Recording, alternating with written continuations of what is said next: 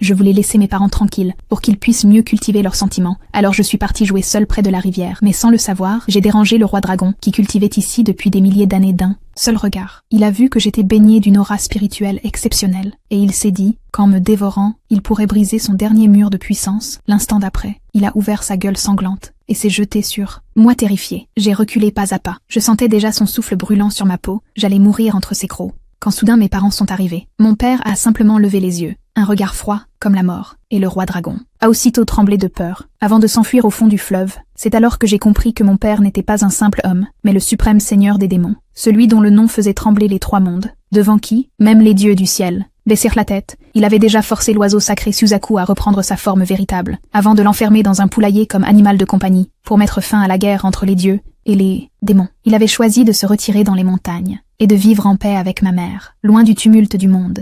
Ce jour-là, il somnolait sous un arbre, quand soudain, un vent puissant a déchiré le ciel, et une immortelle est tombée du firmament. Mon père a tendu la main par réflexe pour la rattraper, mais sans le vouloir, il a saisi une partie de son corps qu'il n'aurait pas dû toucher. La déesse, furieuse, s'apprêtait à le punir, mais à ce moment précis, son corps tout entier a tremblé. Le poison du désir s'est réveillé en elle. Mon père a pris son pouls, et a découvert qu'elle avait été contaminée par le plus puissant aphrodisiaque des cieux. Si elle ne s'unissait à personne dans les 3 heures, son corps exploserait de l'intérieur. La déesse a alors levé la main et a ligoté mon père sur place. Sans lui laisser la moindre échappatoire, il ne pouvait plus bouger et a dû la laisser faire. 3 jours et 3 nuits plus tard, les troupes du ciel sont descendues pour la retrouver. Et c'est là qu'on a appris que cette immortelle était la fiancée du prince héritier du ciel.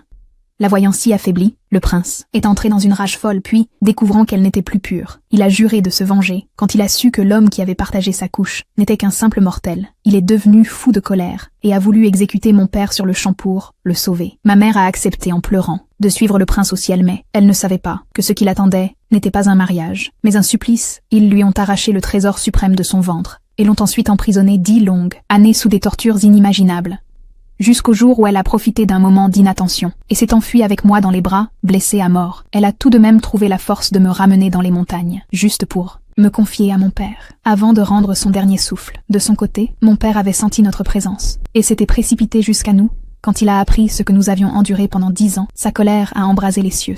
Jour-là, il a juré de ne plus jamais se cacher. Pour nous deux, il a repris sa véritable forme et est parti vers le ciel décidé à faire payer chaque goutte de sang versée par ma mère.